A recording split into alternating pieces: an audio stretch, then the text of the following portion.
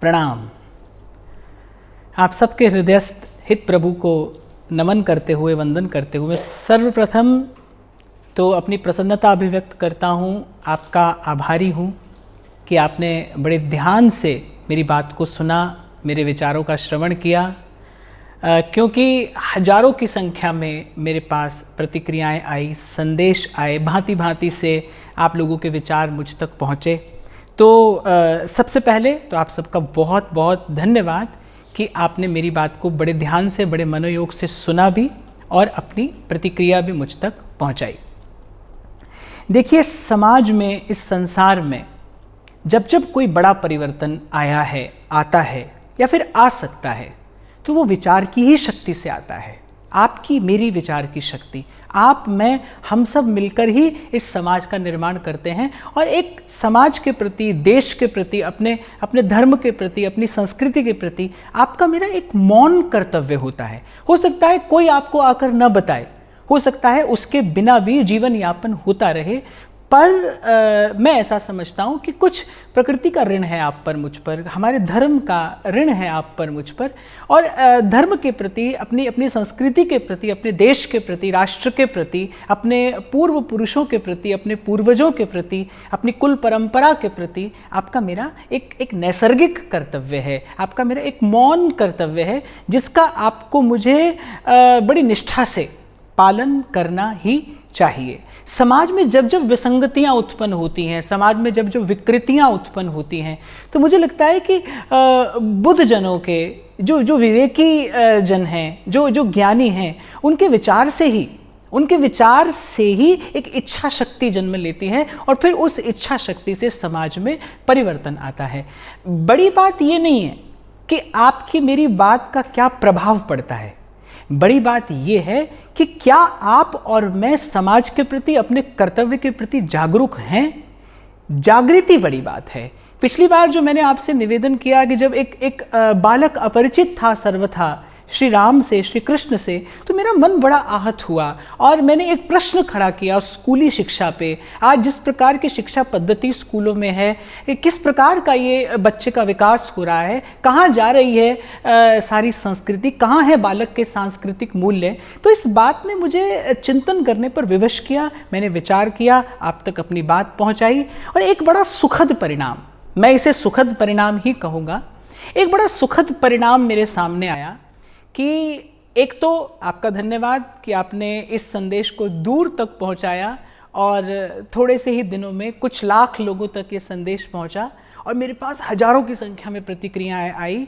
और एक अच्छी बात उसमें ये थी कि बहुत से अभिभावकों ने, माता पिता ने ये स्वीकार किया कि गलती हमसे भी कहीं हुई है, चूक हमसे भी कहीं हुई है। मैं सीधे सीधे ये बात आपको नहीं कहना चाहता था, मैंने केवल स्कूली शिक्षा पर बात की, पर लेकिन आपकी तरफ से ये प्रतिक्रिया आना बड़ा सुखद है, क्योंकि जब अपनी भूल की स्वीकृति होती है, जब अपनी गलती का एहसास होता है, वहीं से उस भूल का सुधार भी आरंभ हो जाता है। मेरे पास बड़ी सारी आदरणीय माताओं ने, बड़े सारे अभिभावकों ने लिख कर भेजा कि हम स्वीकार करते हैं कि कहीं ना कहीं हमसे भी भूल हुई है, हमसे भी त्रुटि हुई है। मैं तो कई बार व्यासपीठ से आपसे कहा करता हूँ कि अगर दादी के पास एक वस्तु थी और नाती के पास नहीं पहुँची, जो परंपरा से चली आ रही थी, इसका मतलब बीच की किसी कड़ी से चूक हुई है। देखिए, हमारे यहाँ जब प्रथम प्रणाम निवेदन किया जाता है तो कहा जाता है मातृदेवो भव, फिर कहा जाता है पितृदेवो भव, फिर कहा जाता है आचार्य देवो भव और फिर कहा जाता है राष्ट्र देवो भव। बालक का सबसे पहला गुरु माता है। माता और पिता की भीतर और बाहर बड़ी गहरी पहुंच है बालक के भीतर। इसीलिए मैंने पूर्व के संवाद में कहा था, केवल ये कहकर अपने कर्तव्य से विमुख हो जाना उचित नहीं है कि आजकल के बच्चे कहाँ सुनते हैं।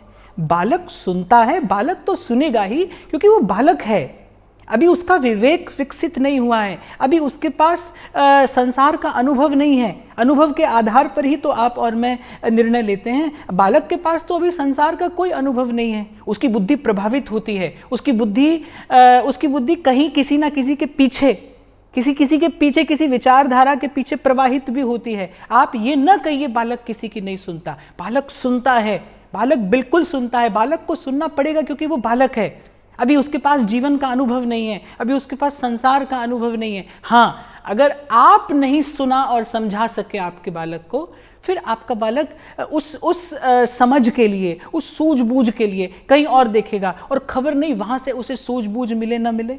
मैं तो ऐसा समझता हूँ कि माता पिता से अधिक हितैषी बालक का और कोई नहीं हो सकता। किसी भी स्थिति में, किसी भी विकट से विकट परिस्थिति में भी ऐसा नहीं देखा जाता कि माता पिता बालक का हित चिंतन करते हों। माता पिता सदा सर्वदा बालक का हित चिंतन करते हैं।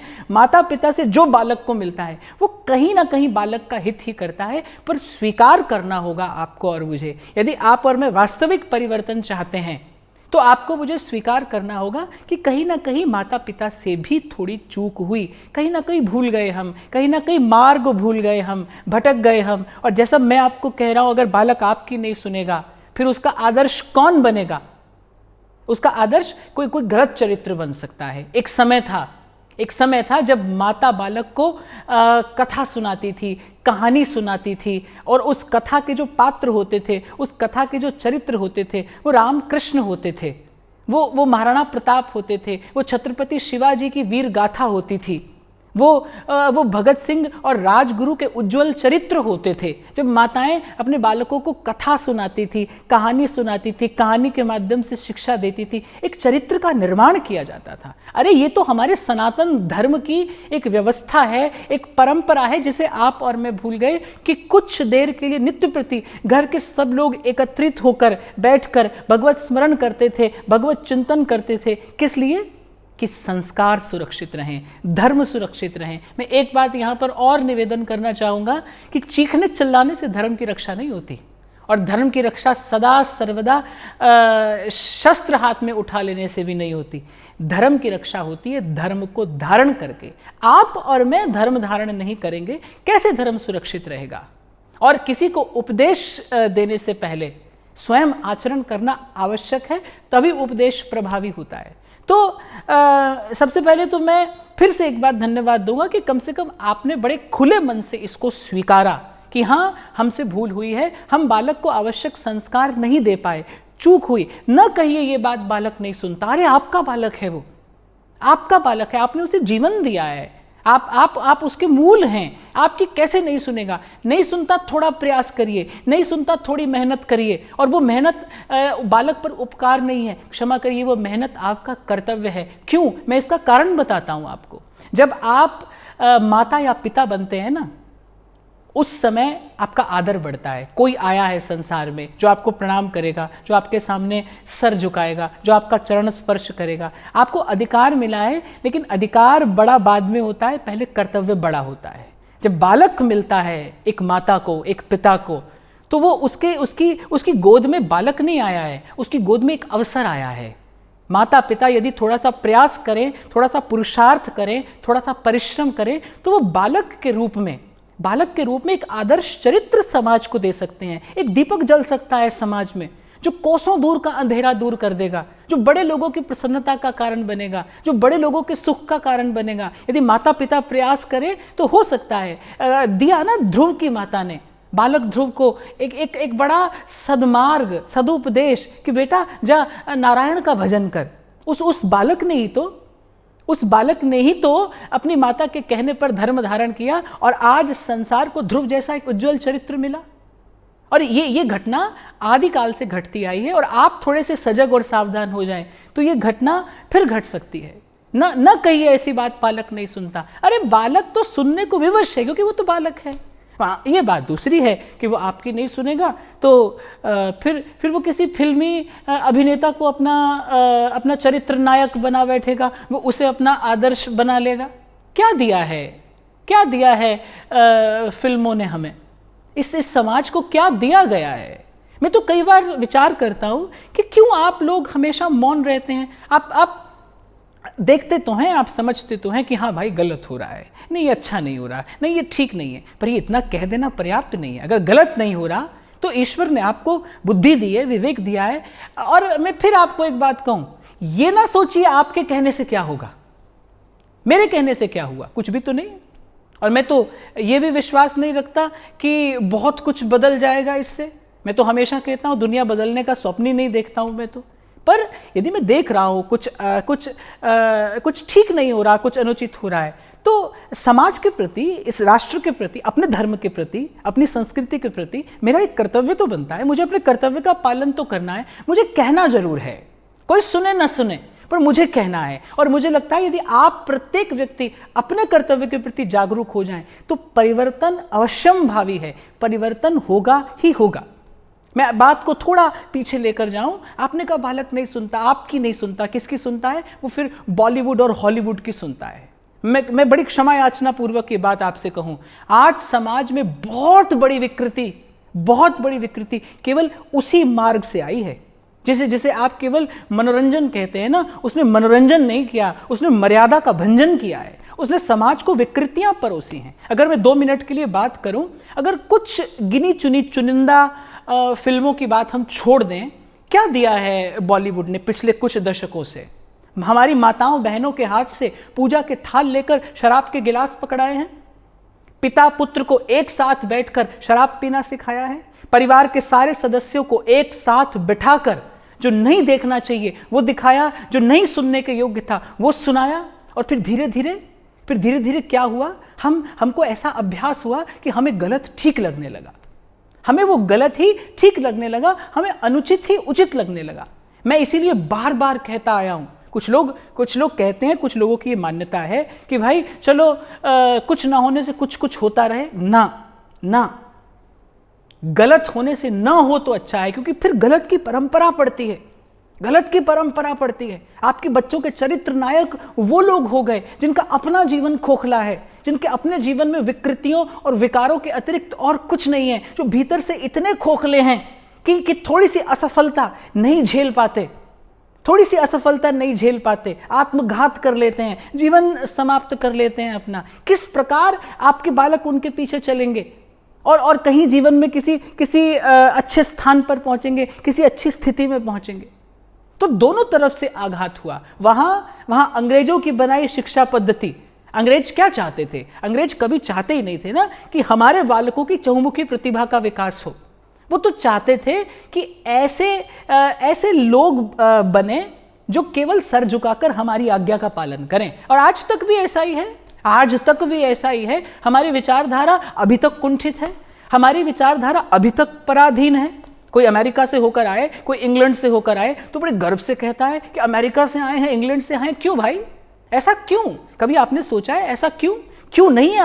अपनी मिट्टी के प्रति गर्व क्यों नहीं है? अपने देश के प्रति गौरव क्यों नहीं है? हमें इस बात का गर्व कि हम भारत भूमि पर पैदा हुए हैं, जहां पैदा होने को देवता लोग लालायित रहते हैं, जहां पर आकर ईश्वर खेलता है, जहां की मिट्टी का एक एक कण पवित्र है। गंगा यमुना जिस सारी भारत भूमि को, कृष्णा कावेरी जिस समग्र भरत खंड को तीर्थ बना देती हैं, क्यों हमें अपने देश के प्रति गर्व और गौरव नहीं होता? क्यों जब किसी विदेशी सामान को खरीद कर आते हैं तो आजकल तथाकथित जो एलीट क्लास है, तथाकथित जो उच्च वर्ग है, बड़े गर्व से आता है। और क्यों नहीं है अपने देश और अपनी संस्कृति के प्रति ऐसी भावना? मैं बंबई गया और एक व्यक्ति मुझे लेकर जा रहे थे कहीं, उसने कहा कि आप यहाँ से देखिए, आपको लगेगा कि आप अमेरिका में हैं। बताइए, आप भारत में रहते हैं और आप कल्पना अमेरिका की करते हैं।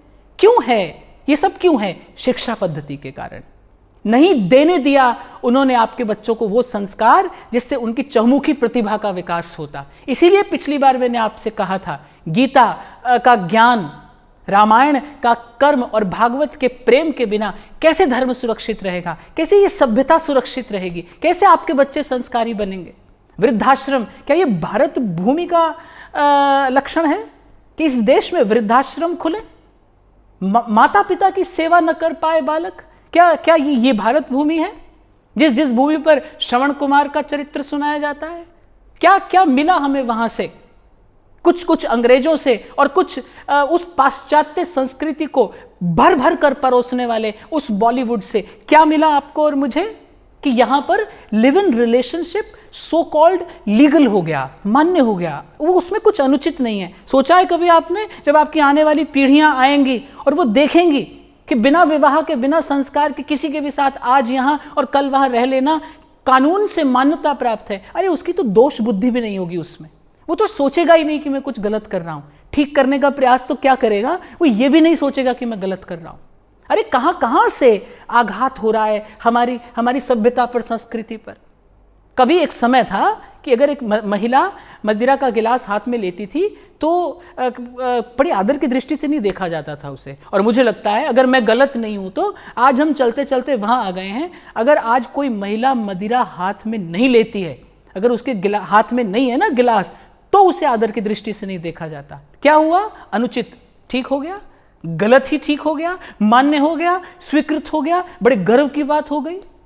यहां मैं एक बात और निवेदन करना चाहूंगा, बहुत ही विनम्रता से मैं निवेदन करना चाहूंगा कि अगर इस देश की नारी शक्ति जाग जाए, अगर इस देश की मातृशक्ति जागृत हो जाए, तो भारत को विश्व गुरु बनने से कोई नहीं रोक सकता। अभी कुछ दिन पहले ऐसे एक संवाद हुआ था, एक छोटा सा वीडियो मेरी तरफ से गया था, शायद आपने देखा हो। मैंने महिला सशक्तिकरण पर कुछ बात की थी। कुछ माताओं का मेरे पास संदेश आया कि क्या सारी मर्यादा, क्या सारे आदेश महिलाओं के लिए ही हैं, पुरुषों के लिए कुछ नहीं?